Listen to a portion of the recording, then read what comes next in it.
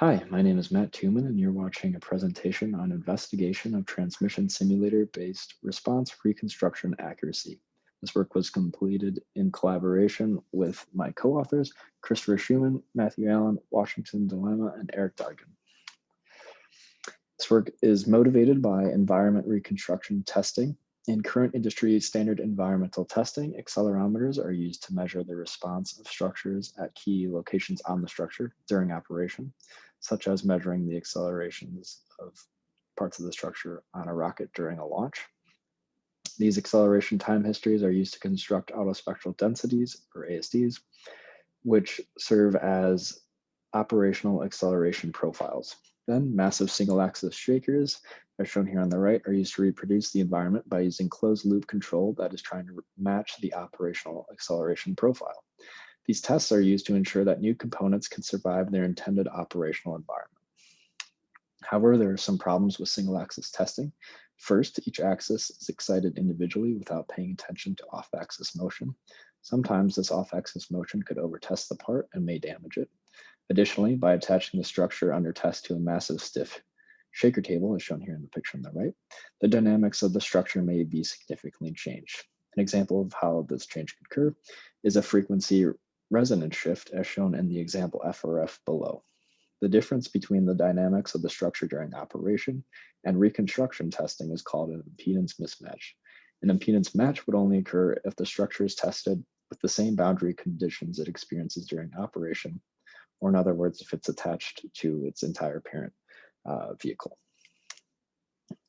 Our work utilizes the somewhat newly developed impedance match multi-axis testing IMAT methodology, which uses multi-input, multi-output testing with small shakers to recreate the response in all directions at once. The goal is to perform a reconstruction test that reproduces the response of an uncontrolled subcomponent by using IMAT to control only to measured responses on the primary structure. However, there's a lack of understanding as to when the response of the uncontrolled subcomponent is accurate, and our research investigates when this accurate response does and does not occur. The theory behind our work is the transmission simulator methodology, and the key points of this theory are as follows. First, we define the part that the subcomponent is attached to as the transmission simulator.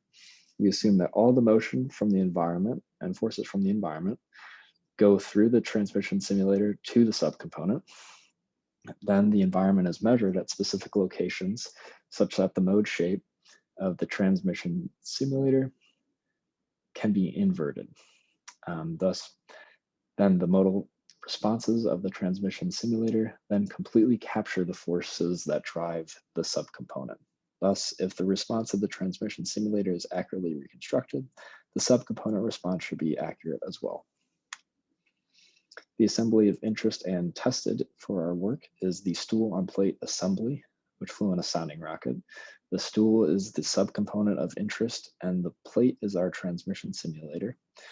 On the plate, there are 3 triaxial accelerometers, and on the stool, there are also 3 triaxial accelerometers. In addition to the stool and plate assembly, there is an attachable and detachable interface plate. It is very important to note that the interface plate is the only connection between the stool and plate assembly and the rest of the rocket. Additionally, the directions used to describe orientations in the rest of this presentation are the launch direction, the radial direction, and the spin direction. The operational profile used for our test was obtained from a sounding rocket flown for Kansas City National Security Campus. Fortunately, one of the channels recorded noisy data, but there were still 8 usable channels on the plate and 9 usable channels on the stool. Using these acceleration time histories, ASDs were created from the time span of 0.5 to 20 seconds after launch with a frequency spacing of 0.82 hertz. The testing bandwidth of interest moving forward will be 100 to 5,000 hertz. Using these operational profiles, we investigated the ability of the transmission simulator methodology to match the response at uncontrolled locations on the subcomponent with varying levels of an impedance match. And this was done by testing 2 assemblies. The first assembly being the assembly with the interface plate attached, and the second assembly being the assembly without the interface plate attached. It is assumed that the assembly with the interface plate attached has a better impedance match because the interface plate is attached to the rocket during operation.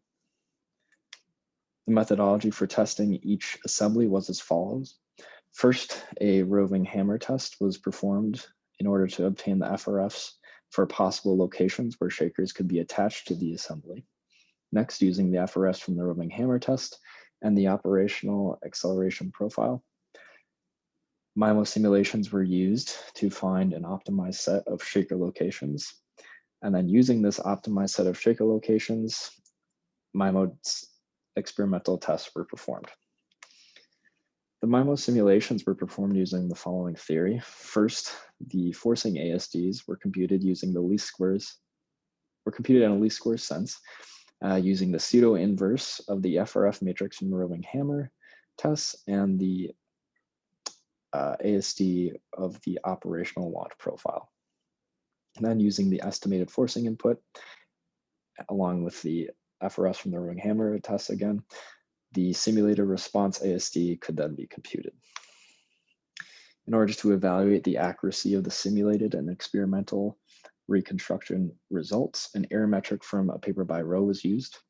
First, the average decibel error is computed for all the accelerometers at each frequency. Then the errors are averaged across all frequency lines to compute a single number that communicates the overall accuracy of the reconstruction.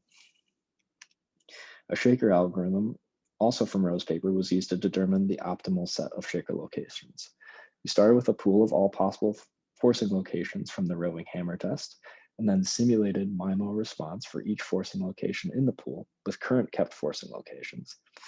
We then kept the forcing location that produced the lowest error at the controlled degree of freedom, and then put this in our set and restarted the whole thing again until you had the desired number of shakers, which in our case was 6. During actual MIMO testing, the assemblies were suspended from bungee cords in accordance with the IMAT methodology. The MIMO software controlled the 7 channels on the plate in the testing bandwidth of 100 to 5,250 hertz. 3 Q-source shakers were attached on the bottom of the assembly, exciting the structure in the launch direction, and 3 electrodynamic shakers were attached to the assembly via thin stingers to excite the structure in off-launch directions. Thus, all directions were excited simultaneously. Here, the sum of the ASDs from the plate and the stool are presented. The black line is the sum of the operational ASDs, which is what the 2 reconstruction tests are trying to match. And the blue line is the sum of the experimental reconstruction ASDs for the assembly with the interface plate attached. And the green line is the sum of the reconstruction ASDs for the assembly without the interface plate attached. As a reminder, the assembly with the interface plate attached is expected to have better impedance, so it is no surprise that the response for the assembly with the interface plate attached is more accurate. To further evaluate the accuracy of the test, error in the bandwidths of 100 to 2000 hertz and 100 to 5000 hertz were computed for each assembly. These bandwidths were selected because the rolling hammer test revealed that the flexible mode shapes of the plate occur above 3000 hertz. There are 2 important things to note here. First, the errors for the assembly with the interface plate attached are consistently lower than the errors without the interface plate attached. Next, the difference between errors for the stool between bandwidths is significantly greater for the assembly without the interface plate attached. So here we notice a dB jump of about 3, and here we only notice a dB jump of about 2. And ultimately, there's a lower error on the uncontrolled stool. Ultimately, it appears that the improved impedance match results in the ability to have a better accuracy at the controlled and uncontrolled locations in the full testing bandwidth. Furthermore, for comparison, a single axis test was performed on the same stool and plate assembly. One accelerometer was controlled in the launch direction and bandwidth of 100 to 5200 hertz, and no control level abort settings were used. This collection of plots presents the ASDs for the accelerometers on the plate. It appears that the single axis test does very well in the launch directions up until 1700 hertz. However, there is significant overtesting in the launch direction around 2000 and 3300 hertz. On the other hand, the MIMO test does a very good job at controlling in all directions at once and does not have quite as significant regions of overtesting. Thus, this presents a potential advantage of using this type of MIMO testing as opposed to a single axis test.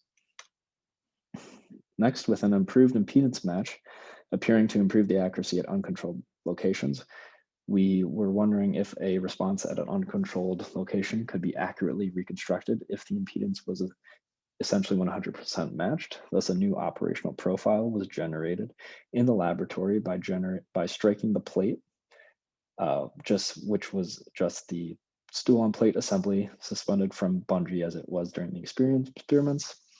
And the plate was struck for 10 seconds, and acceleration time histories were recorded for also 10 seconds. And from those time histories, ASDs were produced. The same methodology used for the previous two MIMO reconstruction tests was used. However, the operational acceleration profile was the one generated in the laboratory setting. The sum of the ASDs on the stool and the plate are presented again. The black line represents the sum of the operational profiles that was generated in the laboratory, and the blue line represents the sum of the reconstructed ASD profiles. The MIMO experimental test is able to obtain incredible accuracy on the controlled accelerometers on the plate, and more importantly, able to obtain good accuracy on the uncontrolled stool. Additionally, the reconstructed spectrum shows numerous sharp peaks, but these are most likely due to electrical noise, since the acceleration magnitude is substantially lower than what was seen in the first test. Once again, it is found that the error between bandwidths on the plate does not differ much.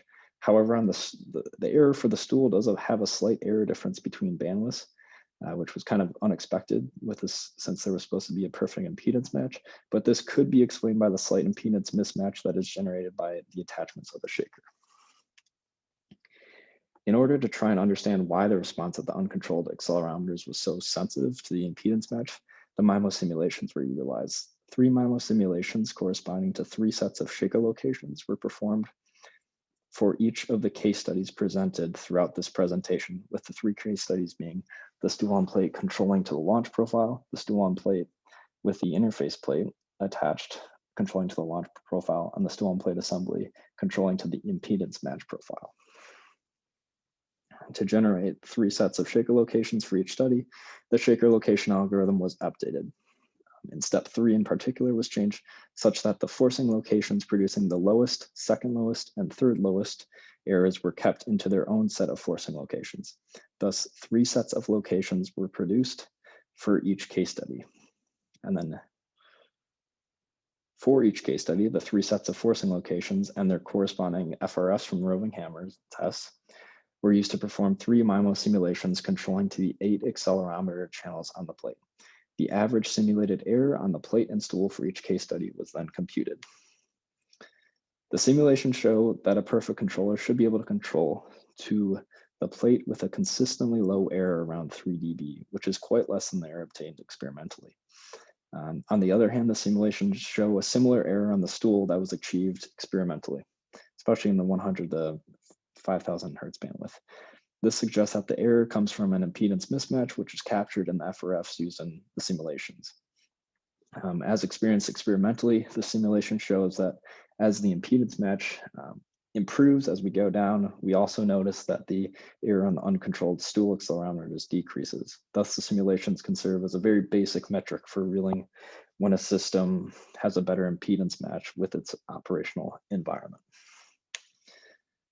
Ultimately, this method can accurately reconstruct the response of an uncontrolled subcomponent if impedance is adequately matched. Additionally, the simulations can serve as a very basic metric for quantifying impedance. Future work will investigate methods to quantify impedance. And then additionally, we'll explore methods to improve the testing fixture impedance match while minimizing how much of the original vehicle is used. Thank you very much for your time.